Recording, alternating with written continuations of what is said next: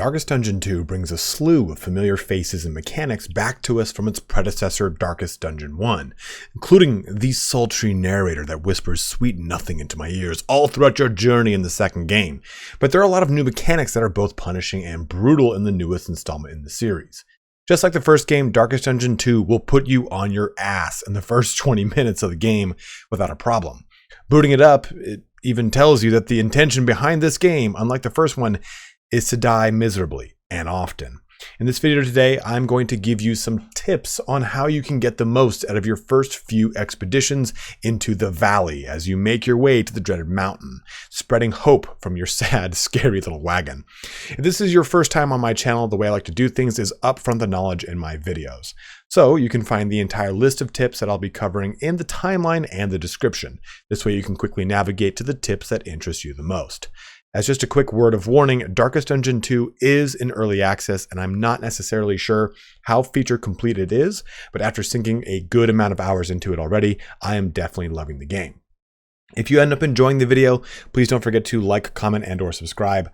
I'll be covering a lot of Darkest Dungeon 2, including live streams and guides in the coming weeks and months, so jump aboard to join in on the fun.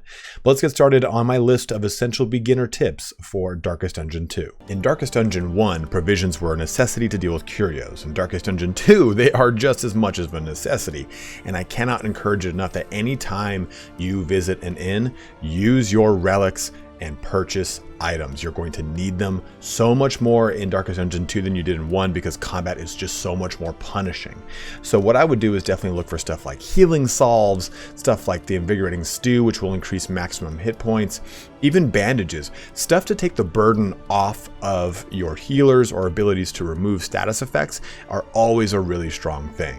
So I would really focus on stuff like that. You can use stuff like in items, which are going to increase your resistances, or stuff like this, which will restore hit points or remove some stress if you have that existing on any of your characters. But if you are going through one of your many restarts, then buying some of the healing things before you go into the next area or things that increase your hit points are going to be absolutely crucial to making it through Darkest Dungeon 2. And on the note of provisions, make sure you're using your in items. There's no reason to hold on to them unless you have one that's particularly rare or something like that. But making sure that you use stuff like this to get your HP up, like I was saying, is so crucial before jumping into your next travel. This next tip is about not despairing. The important thing to remember about Darkest Dungeon 2, unlike Darkest Dungeon 1, is really that you should be losing. You should lose your entire party to a brutal massacre. I lost mine within the first 10 minutes of playing, and that's completely normal. In Darkest Dungeon 1, it was too common that you would end up kind of min-maxing your party to minimize the amount of time in which they would die. Well, in Darkest Dungeon 2, whenever you die or you're lost in the darkness like this, you can see that your hope is restored at 122. That's basically your profile experience. This allows you to then unlock some rewards and progress that profile, like I said, forward, because your profile rank is what unlocks further heroes for you to get. The next one is a Hellion at level 3.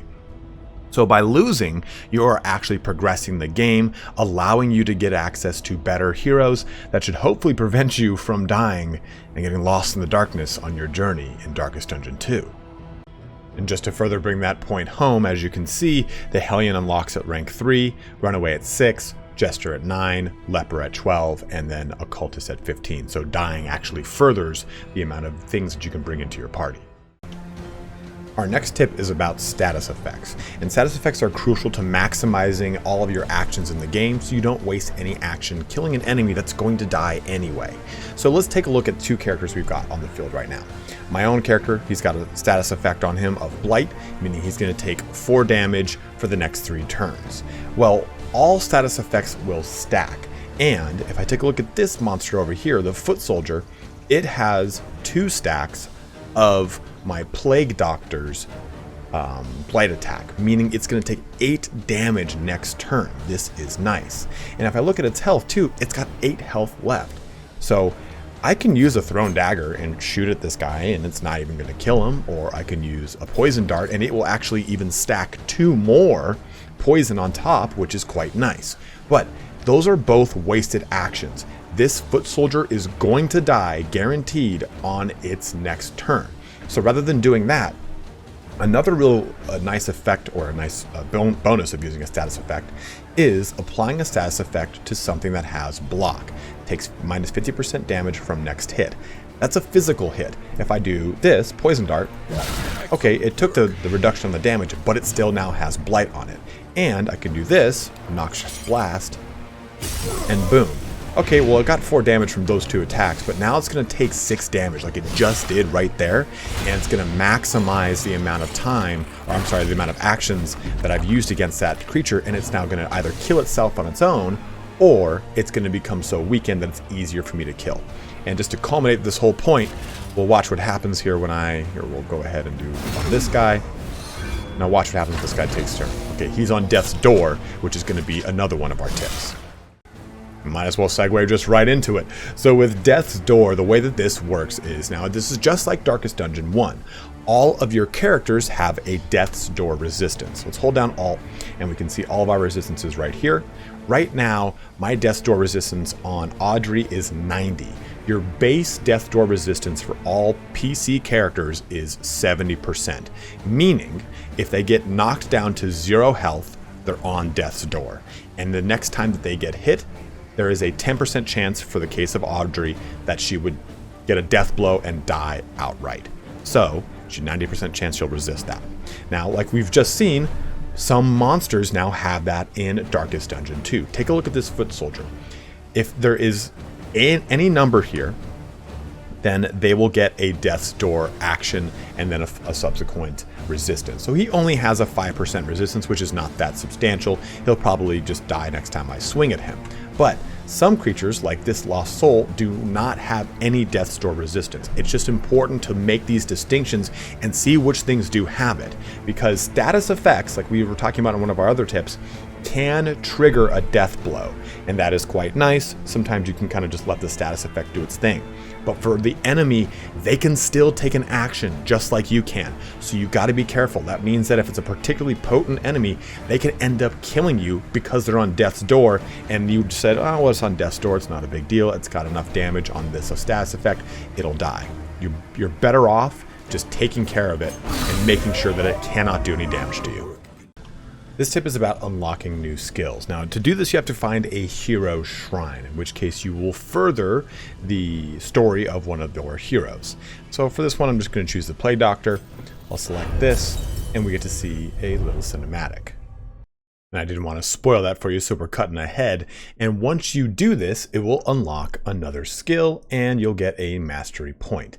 So these things are really important to do because this is the only way you're going to get access to some of the more elite skills that your characters have. And of course, the only way to find them is by locating them on the map.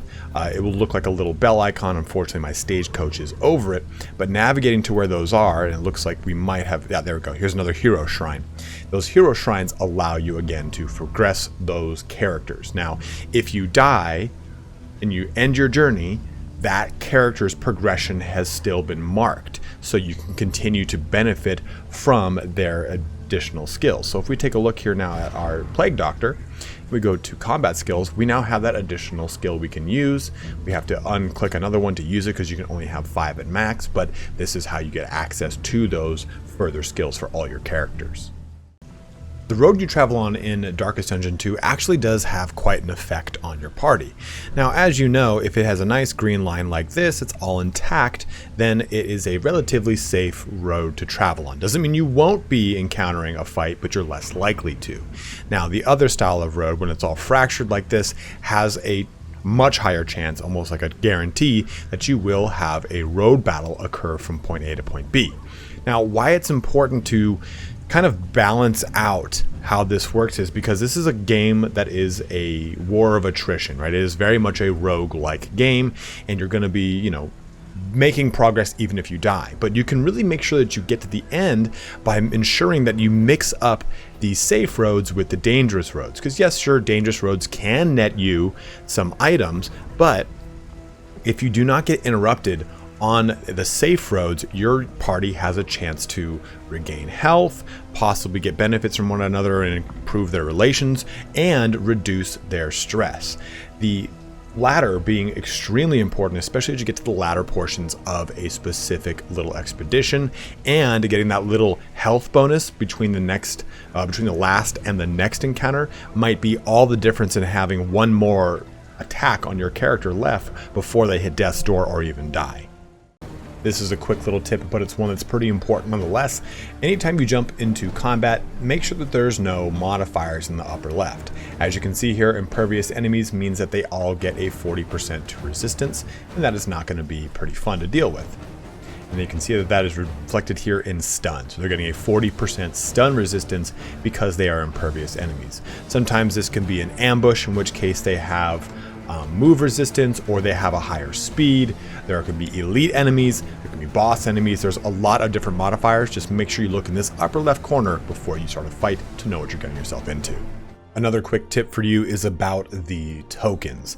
Now you can press G and you can find this at any point. And the tutorial tells you that you should be doing this, but I can't stress enough how much you should be doing this. Really acquaint yourself with each and every one of these icons, especially these latter ones here at the bottom that say that they're unique, because you're going to see them a lot in your journey as the enemy will be using them to, well, attack you.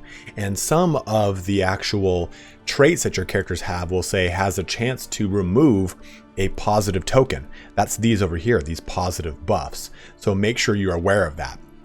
In addition to, some abilities you'll see will say that they do a certain additional effect if you see this icon. Well, that is the combo icon. So when you see that being applied to a specific target, usually there's a character that has a mark capability or some sort of action that once it's upgraded with a mastery point, they can use this combo special ability. But if anything like this is put on your characters, be wary, something might come at them that's going to be pretty devastating. And just to kind of drive that point home, take a look at the mastery trainer. Let's just go ahead and look at, here you go. If we look at Rampart, at the bottom right it says target knockback 1, and it'll stun when the target is in combo mode, or when it's got that combo assigned to it. So that's, again, you press G. Oh, cool. I know that combo, stun, what's that other icon there? Oh, it's a little swirly one. That's a daze. So this is how that's a really important thing to do, and really important to just constantly be taking a look at until this is kind of ingrained in your head. You don't need to press G to do it. You can press escape and find the token glossary right there as well. And our last two tips are actually going to take place here in this pause menu. So if you've been running through some of your journeys and you just barely miss some items here and there, and you're like, well, I'm getting FOMO, I don't know what was in that bale of hay or whatever, go ahead and press options, then go to controls, and you'll see some steering sensitivity and max steering angle. You can turn these down and up to make it so that you can Tokyo drift into each one of those curios on the road, so you actually have a chance to, say, get some bandages, some healing salves, stuff like that. They might seem like little minor things, like, man, maybe I won't even bother with them, but they can make a difference when it comes to a journey where you are really strung out resources wise, and you get a healing salve you didn't expect, and next time you jump into a fight, you can heal someone who is critically low back to a good amount of health. And our last tip here is your profile. This is the thing that's going to be gathering experience. We talked about it a little bit ago, and I think tip number 2 or 3, but go ahead and press this button here, and you can kind of track out what it looks like from level to level for you as you upgrade more and more. And you'll see, okay, meditative totem, an in item, linseed oil flask, so on and so forth, and what characters unlock, right? Oh, well, this is when the Jester unlocks level 9. And some of these things, and the way these work is that whenever you start a new journey, you'll get access to a random assortment of some of these items when you get into the first initial caches, and whenever you select your units or get new ones, they'll have these possible traits accompanying them or attributed to them. So jumping up in your profile, at least this gives you an idea of where your total, like, oh, okay, well, this is when I get the stirring snuff. And I know we were all waiting for that, but your total max level here is level 50, I believe. And after, I think, level 40, you just pretty much get traits here, like Deathless, which is a unique one and quite a positive one. So we don't know if later in the game this will actually attribute to anything when it comes to leaving early access, but it's still important to know here what each level does and at least what's coming with each one. And at that, it brings our video here to a close. So hopefully this list was able to help you out in getting your feet wet in Darkest Dungeon 2 or avoiding some of the early pitfalls. I know that a lot of these tips I didn't learn until my second or third way through, dying miserably in my wagon as I was trying to just make my way through the game. So if you have any questions or you have any other tips you'd like to share, please by all means let it be known in the comment section below. Trying to share as much information as you can about your experiences is really going to help out someone who's getting into this series for the first time, or maybe hasn't played Darkest Dungeon 1 in a long time and totally forgot about stuff like blight resistance or move resistance. You know, a lot of the resistances we didn't even go into in this video, but I will be making a kind of beginner's guide style video going through all this stuff. Although the tutorial in this game is quite good. And if you want to access a tutorial at any time, just press escape and you'll see a tutorial option. You click that and it'll go through all the little quick tutorial tooltips it gives you in the beginning. But as always, guys, thank you so much for watching here today. If you have any comments or questions, go ahead and leave them below. But don't forget to subscribe and like the video, and have a good one and take care.